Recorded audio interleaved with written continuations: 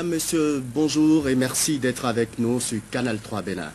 À la une du quotidien de Ménontin Fraternité ce matin, vous pouvez lire avec toute la concentration politique qui se retrouve dans l'opposition, comment Yayi va-t-il gagner? C'est une interrogation, à moins que le miracle électoral supprenne la logique arithmétique, ce qui est bien possible par ailleurs. Autre titre, pour éviter que les acteurs du processus de la LEPI soient en même temps juges et partis, Force Élection demande à Bako de ne pas être candidat. Transparence et fiabilité des résultats du prochain scrutin, le président Yayi et le ministre Bababodi inquiètent. Non prise en compte des revendications syndicales dans le budget général de l'État exercice 2011, les centrales et confédérations syndicales menacent Yayi.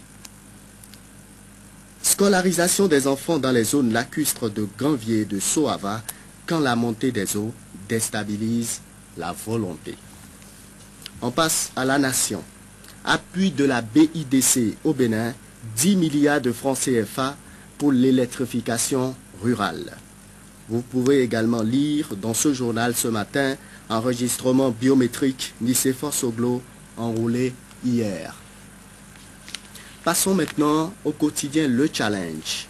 Investiture du candidat ABT à la présidentielle de 2011, tout sur le géant projet de société de Abdoulaye Biochane.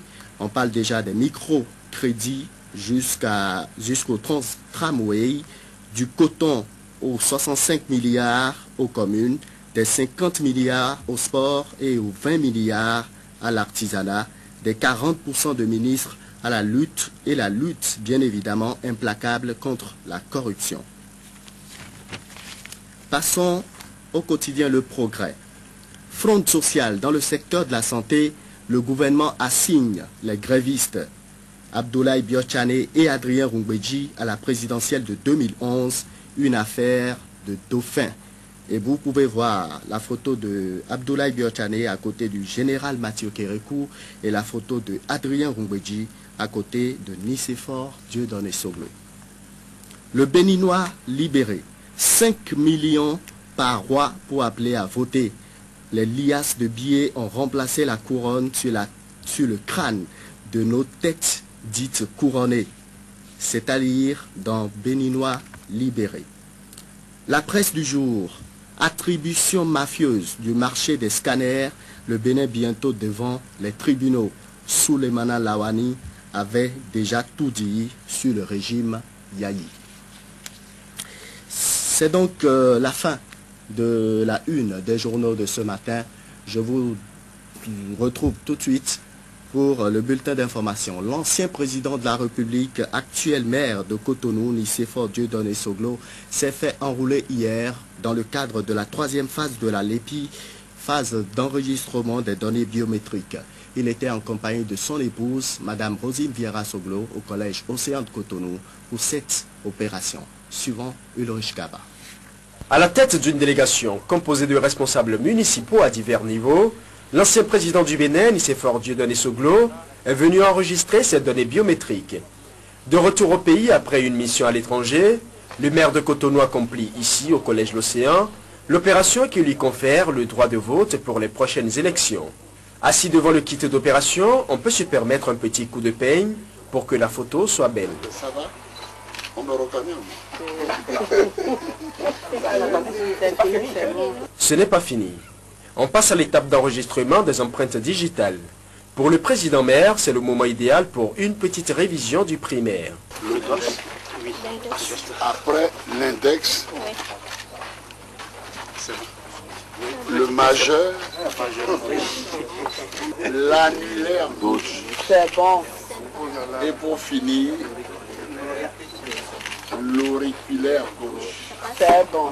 Si avec ça on ne me reconnaît pas, alors c'est à désespérer. Au terme de l'opération, le spécial pétitionnaire est satisfait de la qualité du service et invite tous les Béninois à se faire enrôler. Ce que je peux lancer comme appel aux uns aux autres, c'est qu'ils fassent tous les efforts possibles et imaginables au niveau de la commune de Cotonou dont je suis le maire, pour dans tous les quartiers, j'ai le chef de quartier qui est là. Et également dans tous les arrondissements, j'ai le chef d'arrondissement qui est là. Que tout le monde fasse l'effort de se faire enregistrer. Et j'aimerais que les chefs de quartier me rendent compte en me disant que dans leur quartier, tout le monde est enregistré. Une fois que les 144 quartiers de Cotonou m'auront donné effectivement, au fond, fait le point des enregistrements, je peux dire que là, Cotonou est en règle. Et de la même manière, les chefs d'arrondissement vont nous mettre au courant de ce qui a été fait dans la ville. Et quand on demande au président Nicéphore Soglo les raisons des polémiques, des supputations et même des critiques qui entourent la réalisation de la liste électorale permanente informatisée au Bénin, il répond par cette anecdote.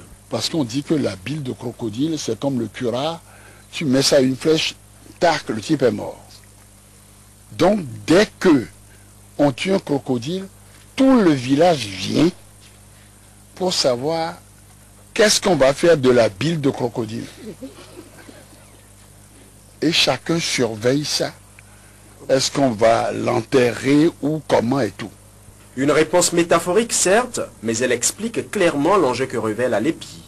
Du côté de la CPS l'EPI, la commission chargée de conduire le processus à terme, c'est le moment de remercier la mairie de Cotonou qui a contribué au fort taux d'enregistrement atteint dans le département du littoral. Le littoral, Cotonou est à 80%. Nous n'avons pas encore enregistré un seul département à 80% sur le plan national à ce jour. Nous attendons de finir les autres aires opérationnelles avant de terminer. Donc, je dois dire en toute honnêteté que le conseil municipal de Cotonou a beaucoup travaillé et cela se voit donc dans les résultats. Merci encore une fois, Monsieur le Président. La présidente de la Mirena en profite d'ailleurs pour inviter tous les pétitionnaires retardataires à se diriger vers les sièges d'arrondissement pour l'enregistrement de leurs données biométriques.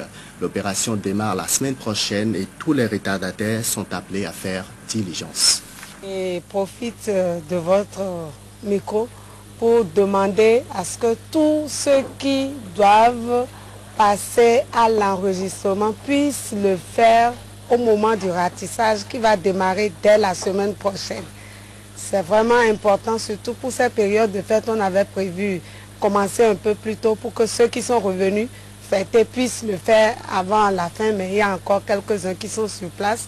Je souhaiterais quand même qu'on puisse profiter de ces moments d'affichage-là. Il y aura un kit par arrondissement. Je demande à tout un chacun de bien vouloir faire le déplacement pour nous permettre quand même de couvrir à peu près les 90%. Parce que nous avons dépassé les 75% au niveau national. Je crois quand même que c'est pas mal. Merci. Le bureau politique de l'Union nationale pour la démocratie et le progrès, UNDP, a sacrifié à la tradition en allant présenter ses vœux de nouvel an au président d'honneur du parti, le docteur Émile Dolin Zissou. C'est à la faveur d'une cérémonie fort simple qui s'est déroulée au domicile de l'ancien chef d'État, Narcisse Alossé. C'est un bureau politique de l'UNDP presque au grand complet qui a investi le domicile du docteur Émile Dolin Zissou pour ce traditionnel exercice de chaque début d'année. Un exercice devenu une habitude depuis quelques années à la tête de cette formation politique. Il y avait surtout de santé. Nous voudrions souhaiter que Dieu vous accorde encore de longues années. Vous accorde encore plusieurs années d'existence sur la terre. Et je voudrais aujourd'hui aussi vous dire que aujourd'hui au sein de l'UNDP, nous avons l'ambition aussi un jour de gérer, de prendre le pouvoir. Nous avons des ambitions. Parce que pour nous, l'UNDP ne peut pas rester tout simplement un parti échec qui porte sur les autres, mais qui ne se porte pas lui-même.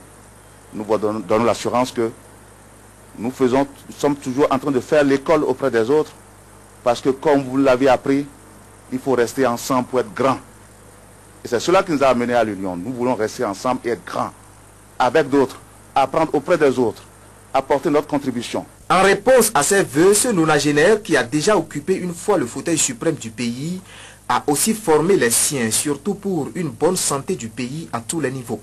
Émile Derlin Zinsou n'a pas occulté l'épineux dossier d'actualité relatif aux récents choix politiques de ses compagnons. Vous êtes déjà important, intelligent, cultivé, nombreux. Ce n'est pas en modestie que vous me dites restez, restez, c'est parce que vous êtes gentil. Vous n'avez pas besoin de moi au point où vous en êtes arrivés. Vous êtes tous des grands-pères, des jeunes, il y a tout là-dedans, femmes et hommes. Et par conséquent, vous avez toutes les capacités d'une autonomie vis-à-vis de moi. Et j'estime, je prétends que vous avez la capacité de le faire et que vous le ferez, que vous le faites. En vous remerciant, en vous souhaitant encore à tous une excellente année.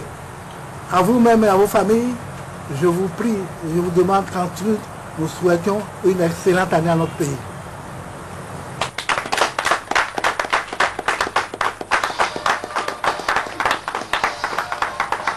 À 93 ans révolus, le docteur Émile Derlin Zinsou souhaite redevenir un militant à la base pour le parti politique qu'il a lui-même créé.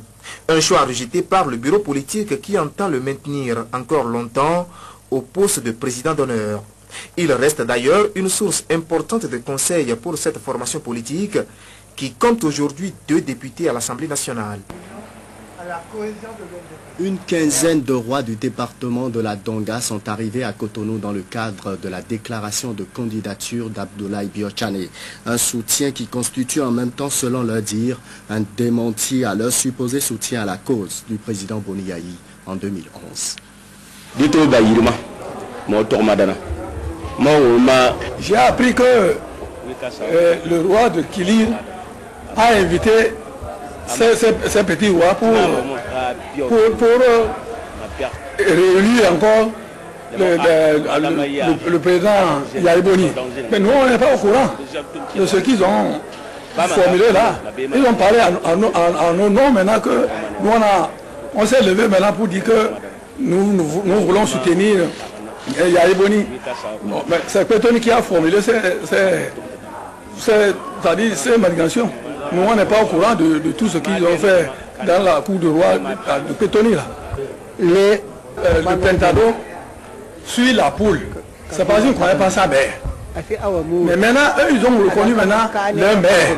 C'est pourquoi maintenant, eux, ils ont quitté maintenant et allé maintenant suivre leur frère mère.